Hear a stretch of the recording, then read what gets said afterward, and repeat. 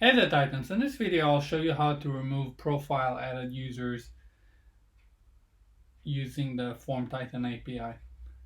So let's start. We're going to add a profile from Salesforce and we're going to search for a profile, and we say whoever is a system admin will have access to a copy of Word demo, and let's do Word demo as well to these two forms, and I'll hit apply. And if I'll head over to my contact and I'll hit FT generate documents, I see these two, and I have in a separate browser. I'm logged in as a different user, and I'll hit FT generate document and I can see it as well, since both of these users are on the system admin profile. Now if I head back to my collaborators and look at the profile, I can see that I have two active users, and if I'll show the users, then one of them is Form Titan Demos and the other one is Donkey CDO, and both are enabled.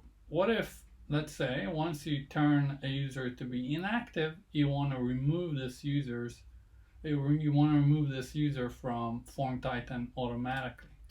So let's take a look at the Form Titan API. So we're api.formtitan.com, and I'll head over to the user, and we have a remove a user from profile groups.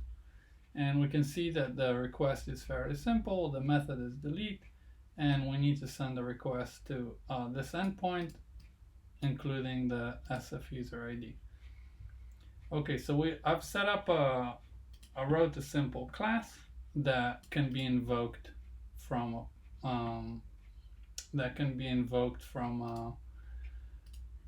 process builder. So it's an invocable method requesting two variables, the user ID and the FT API key, and then we're making a simple call, and this is our endpoint.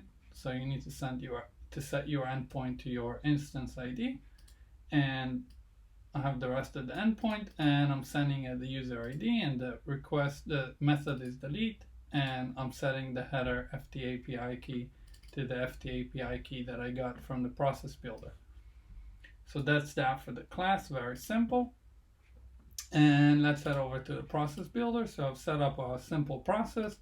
Once a record changes are created, and if the user is inactive, so is active equals false, then what I'm doing, I'm calling the Apex class and sending it the FT API key and sending the user ID as well.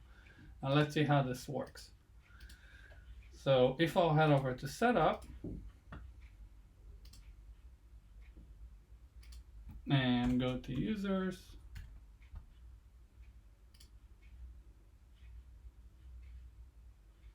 and let's cancel out CDO Donkey, and what I will do is edit and make it inactive and hit save. Now what happens is process builder is being invoked. It's calling my class and sending the request to the Form Titan API. And if I'll head back to my collaborators and look at the users, show users, we can see we have only one active user. So that was that. Obviously you can make this class smarter and not set the endpoint hard-coded. You can set it to a custom settings or a custom metadata and make it a little bit smarter. But for the basics and for just for demonstration purposes, it works perfectly well. And this is how it's done.